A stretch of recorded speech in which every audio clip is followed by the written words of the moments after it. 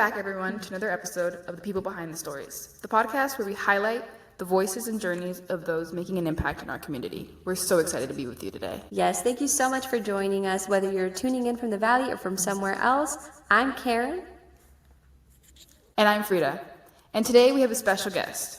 She's a published author, a passionate community advocate, and someone who played a huge role in supporting literacy right here in South Texas. Help me welcome Sylvia Sanchez Garza. Hello, Miss Sylvia. Thank you so much for being here with us today and spending your afternoon with us.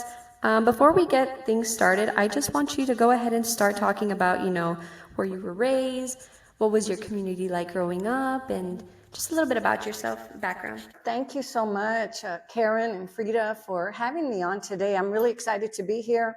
I love the South Texas Literary Coalition, and I love to be part of that organization. I grew up in Weslaco, Texas, and that's where my family is from, and that's where I was raised. I come from a really large extended family. My family, I had 5 siblings, but I had on my mom's side about 50 first cousins, and on my dad's side, almost like 30 first cousins, not to mention how many second cousins we had, which we counted like our first cousins because we're like, a very close family. So I grew up there with that community, and I love that city. I love Weslaco. That's where my heart is all the time. And I love, of course, Edinburgh, because this is where I've lived since I've been married. But my heart is in Weslaco. I love that community. That's so cool. What kind of early experiences or jobs helped shape you, not only as an author, but as someone who really cares about making a difference in a community like this? Who I am today is because of my parents. And I have to first thank God, and then my parents, because they raised me, teaching me about education, teaching me about literacy, how important that was. They were migrant farm workers, both of them, and my mom was one of 10 children in her family, the only one to graduate from high school. And she went on and was able to become, a businesswoman. She worked at the high school where I was at and did all kinds of amazing things in her life. And my dad, because he was in the Army, was able to get the GI grant and went on with his education. But he became a superintendent of schools and an author himself. So they instilled in us the importance of literacy, the importance of education, and how important it was for us to work hard for what we wanted to achieve. And that's something that is really important to me. You obviously were brought up with such, I guess you could say, a type of like grit and a passion to, despite the obstacles, just keep going. And that's something really admirable about you. But I want you to go ahead and tell us, how did you first get involved with the South Texas Literacy Coalition? Can you share how you first heard about STLC? The Literacy Coalition I had always known about it, of course, because the Literacy Coalition is so involved in the community, and something that is, the organization is so visible, and they do so much for the community. And I had always known about it. Of course, I've known Dr. Ida for my whole married life. She has been so active and so involved with this organization. So I have known about this organization for over 30 years, I guess, for as long as it's been around.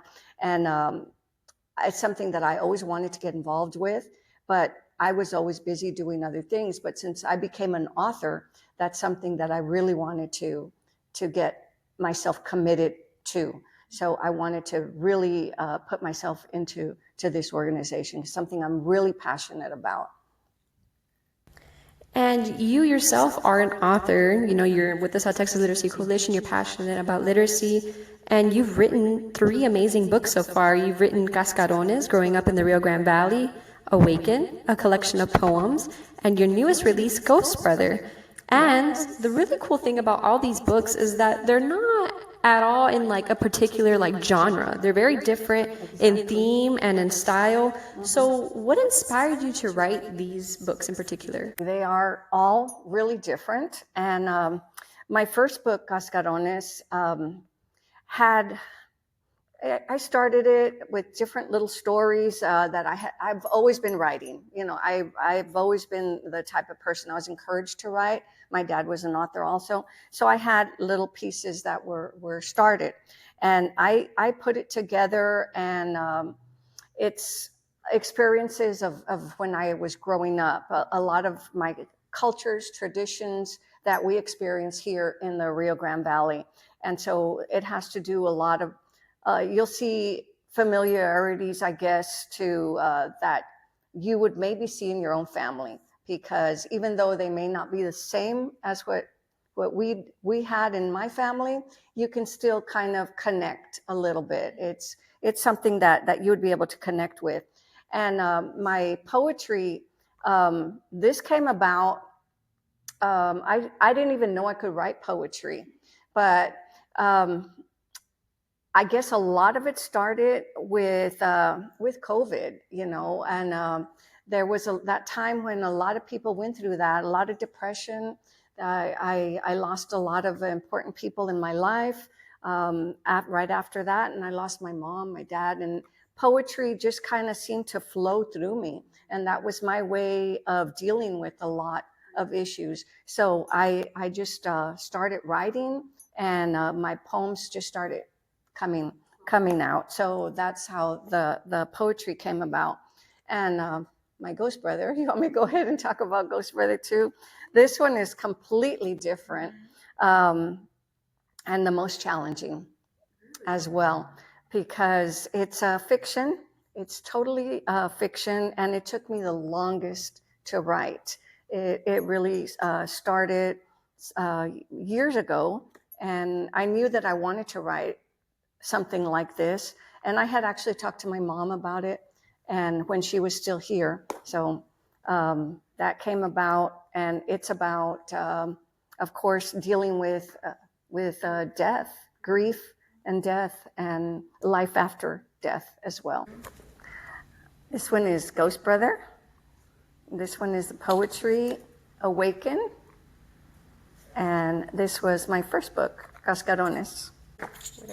I honestly love how you didn't stick to like one like genre. Many authors now today believe that they have to, if they're gonna choose one genre, they're gonna stick to it. It's kind of the same with like music, I guess. Especially with the audiences. Yeah, like they're scared to branch out, and you had no problem branching out. I think it's because you were raised in such a literacy-based community where you just wrote, and it just came naturally to you. It's honestly so impressive and so amazing that you were able to do it in 3 completely different genres that have nothing to do with like poetry and fiction. Like that's crazy, and it's just truly just came from your heart. It's really cool to see.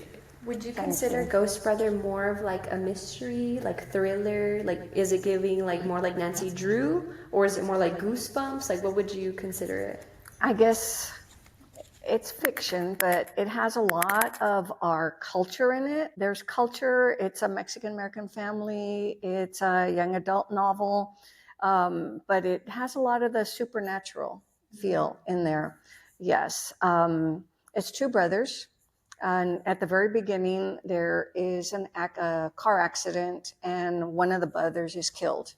So his spirit stays and is with helping the other brother deal with all kinds of issues that he's going through.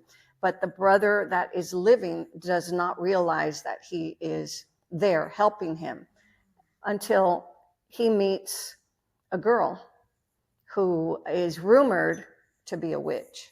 So there's all kinds of that supernatural overtones in the book. I believe so much in life after death. So there's a lot of that in this book. I love how you still implemented your culture into it. Like you still made it a Mexican-American family, and you still had that tie to all 3 of your books. That it's all like Mexican-American, Hispanic families like living here and experiencing, like having that culture is like, I feel like completely changes the vibe of the book. It's important to write what you know. you know, and that's what I've grown up with. That's what I know. That's what I live. That's what I breathe. So that's what's naturally gonna come out of me. Okay, so Miss Sylvia, what keeps you going? What continues to motivate you to write and stay active in the community? Well, I love giving back to the community. It's something that, you know, my parents, like I said, inspired me. My parents were always involved in the community. My dad, for one, was the longest serving mayor of the city of Weslaco, and he was involved in everything. My mom was involved in all of the parental organizations in the city as well, and she was very active. And it's something that I always knew was important. We were raised that way. We knew service, giving back, community, and I knew that I had to. It was part of me. Well, you have a very big, gracious heart, Miss Sylvia. It is very, accustomed to, I guess people forget where they come from, as they say, like a lot of people, leave the valley whenever they go to college and they just kind of, forget the roots. And it's so amazing to see you being so proud of where you come from and staying true to who you are and not trying to, become something that you're not. So you were featured with Margie Longoria, right? Margarita Longoria, but she goes by Miss Margie on Living Beyond Borders. You are a co-author in there. Congratulations on that. It was a really good selling book.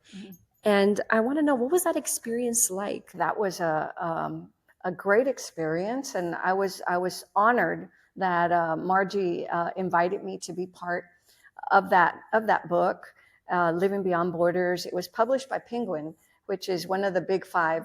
So that was an amazing honor, as I mentioned. So when she approached me and asked me if I wanted to share a short story in the book, I was like, definitely, of course I want to do that. I was so excited. So then I had to find something that I wanted to, that I thought would be worthy, to be accepted into that book. So I published my short story where I submitted to her my short story, Ojo, my first experience with dealing with Ojo. Yeah. And it's something that, if you're here, especially growing up in the Rio Grande Valley, you know what that's like because you've at least dealt with it or you know about it. And that was it's of course a fictional story, but it was based on that first experience of mine, how I had to go through that to pa que me curen de ojo. And tell us a little about, for the viewers who don't know. It's a belief that we have in our culture that has been passed down.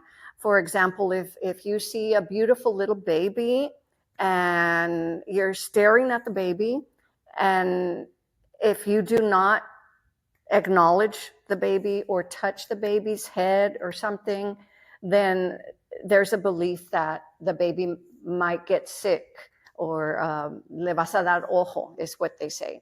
So it's best to touch the baby, and that way, you don't have to deal with it. But if the baby gets randomly sick and there's no explanation, then it means that, se enfermó de ojos. Say, like, acknowledge, like, oh, I love your hair. Have you been saying for a long time, like staring at them? Yeah. Exactly. And it's not just with babies. That's, my story is with teens.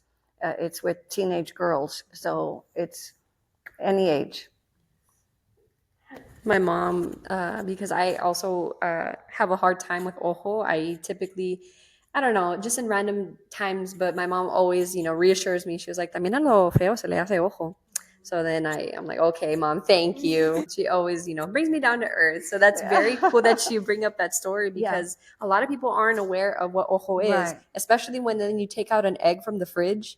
Because it's like, you know what? But it's very cool how you crack it open in water and it comes out cooked. The egg can come out cooked. Yeah. I've never read that book, but just because of that short story, I'm very curious to see how that played out. So maybe I'll go pick it up. It's got amazing stories in there and great local authors, but not just local authors. She selected authors from all over that had ties to Hispanic, Mexican American, and from all over. So it's a great book. If you could do another feature or a collaboration, who would be your dream person to work with? I would be honored to be invited to participate in another anthology like that, with anyone. I would love to do another one with Margie. Margie. I had such a great experience working with her. She's amazing. But, you know, just to be invited to participate in something like that is such an honor. And, you know, when you love writing and you love getting your work out there, that's what it's about. So just collaborating like that. So it would be great. Well, Miss Margie Lozano, you already heard she's looking for another collaboration. So maybe we might see something soon from you, or maybe another local, Exactly. author from the I'm Valley. here. I'm ready. I have a lot of them started. There you go, guys. So, looking ahead, Miss, what goals are you focused on right now? You talked about being, very active in your community, but what are your goals right now looking like professionally and personal? What does that look like right now for you? Well, I keep really busy. Like I mentioned, I have 4 grandbabies. So, you know, they are, you know, just everything to me. They are amazing. And I look at them and I want the best for them. And I look at everything that we're doing with the South Texas Literacy Coalition is doing. And, I want that for them, but I want that for all of the kids, you know, because they are our future. And I think about what we're doing and how it impacts all of the young kids in our community. But I have a lot of goals for my future. I'm working on a lot of different works right now. I have a whole lot of them. I actually have something that's I mentioned the girlfriend that he had in the book. Selena is her name, and I have the next book that would follow this one, because they are, which was kind of hard. It wasn't that hard, but writing from male perspective. Both of them were males, and Selena was in there, but she did not really have. It was the 2 alternating chapters were between the 2 brothers. So I want to give Selena a book. So that's what my next story is. I'm working on Selena's book.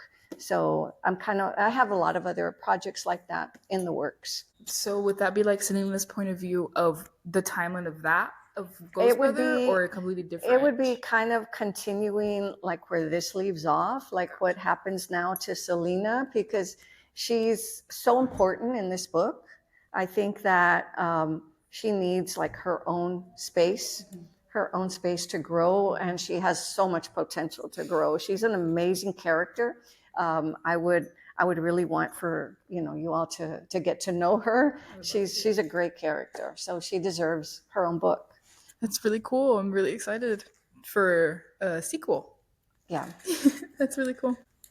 The next question is, where do you see yourself in 10 years? What's the big dream? Wow. Well, in 10 years, I am involved in a lot of different, thankfully in this organization. And I'm also a school board member.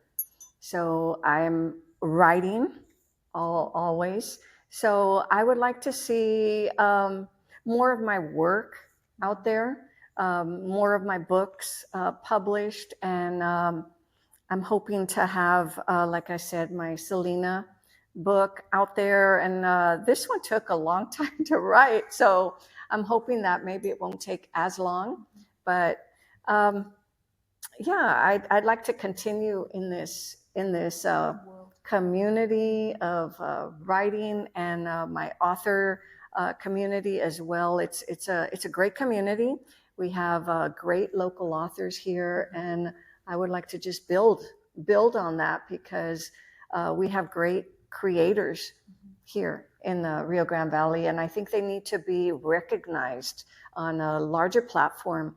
I think a lot of our talent, it goes untapped, it goes unrecognized, and we have a lot of young talent that may be not sure like where to go or how to find resources to get to this point. So I want to be able to help them to do that.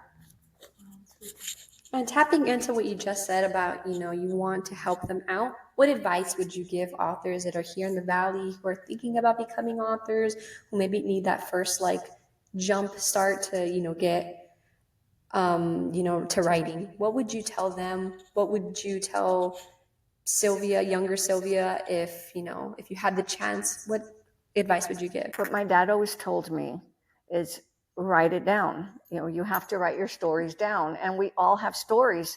And that's the thing that everyone thinks, well, my story's not worth writing down, but it really is. You have a story that's unique to you. And even though you think that, well, it's not really that interesting, if you start writing it down, you can go back and you can add a lot of extra fluff and extra exciting information to it later, but just get everything down, start writing stuff, because the longer you wait, it's harder for you to remember things. But just little blurbs, little notes, write those down, and you can go back to it later. And that's really important. But get those stories down, because they're your stories, and it's important that you share them, that you share those stories with everyone else, because you think no one wants to hear it, but they do. And it may encourage other people to do the same. And that's what we need to do. We need to share our stories, tell our stories. I would also like to add, like, you think your story might not be, like, no one's gonna want to hear your story, no one's gonna relate to your story, but there's so many people that do relate to Right. little, like, maybe not the whole thing, but little things. Exactly. They can relate to that, and Yeah. it can help them feel less alone in a world where you feel sometimes you can feel super alone. It helps make those connections and realize that everything that you're doing, you're not doing it alone. Exactly. And it helps you, exactly what you said, Frida. You're able to connect, and it's relatable to so many people on different levels that you don't even realize until you get it out there. But it helps you to overcome so many fears. A lot of times, like I know with my first book, I didn't want to let go of it. I mean, I didn't want to like say, okay, go ahead and publish, go ahead. It was really scary, because you're putting yourself out there. It's like you're exposing all kinds of, but once you get past that, it's like you've overcome so much, so many fears and so many limitations that you're holding yourself back, and you have to learn to just let go. And so many opportunities come about because of that. And like, as you can say, like, because you published and you felt so vulnerable, like just releasing your thoughts, it's such a vulnerable thing to do when it's like a personal and nonfiction, and you have people that still come up to you and be like, I related so much to your work, I related to so much of this little thing that you said, this little thing that you said, and it sticks with people. It's really interesting how little things stick with people so deeply and impact our lives so deeply, just like reading something as simple as reading. It's really interesting. Poetry is deeply personal, but you put it out there, and hopefully it will, help someone. And that's the purpose. That's the purpose of sharing it, and hopefully inspiring someone else, even if it's just one person. Yeah. So to inspire and hopefully give them enough courage to want to do the same too, because a lot of people hold it in. So, Sylvia, before we wrap up this episode of People Behind the Stories, is there anything you want to promote? Your books, upcoming events, or ways listeners can support STLC? Well, of course. Well, I definitely do want to do a shout out to South Texas Literacy Coalition. I'm so grateful for you all taking the time to have me here on this podcast, and thank you for all that the Literacy Coalition does across the Rio Grande Valley, across Region 1, just amazing work that they do, that this organization does to promote literacy. And it's so important that, that this message gets out, because little kids, as it's important that they have reading materials in their hands, and that they're encouraged to read as often, all the time. I'm fortunate that I grew up with parents who encouraged that and had resources for us at home. But we need to make sure that everyone has those resources, and that's what the Literacy Coalition does. And they're providing programming across the Region 1, across the Rio Grande Valley. And of course, one last thing is my book was recently released, Ghost Brother, and it is, like I mentioned earlier, a young adult teen book but it's for adults, for whoever wants to read it. And it's a great book, I have to admit, because of course I wrote it. It's published by Arte Público, and it's got alternating narrators, where one chapter is by the living brother and the other chapter is by the brother who is deceased. So it's something unique that you don't normally see. So I encourage everyone to read it. It's an inspiring book about grief and living beyond our world. So it makes everyone think about a death in another light, and encourages everyone to, I guess, not be too scared of that in a way, because that there is a better place, and that our loved ones are going to continue to be with us all the time. So I encourage everyone to read it, Ghost Brother. And of course, I have my other books here, Awaken and Cascarones. So again, thank you so much, Karen. Thank you, Frida, for all that you all do every day to work in our community to make sure that our kids have the books in their hands. So thank you so much. Thank you all for watching. Well, the pleasure is all ours. Thank you so much for spending your afternoon here with us. We truly appreciate it. And we were so glad to, get to know a little bit more about you, what inspired you. It was such an honor having you here on this podcast on People Behind the Stories. And Frida, with the closing remarks. And to everyone listening, thank you for spending time with us on the People Behind the Stories. Don't forget to follow, subscribe, and share this episode with all your friends. Until next time, bye. Bye.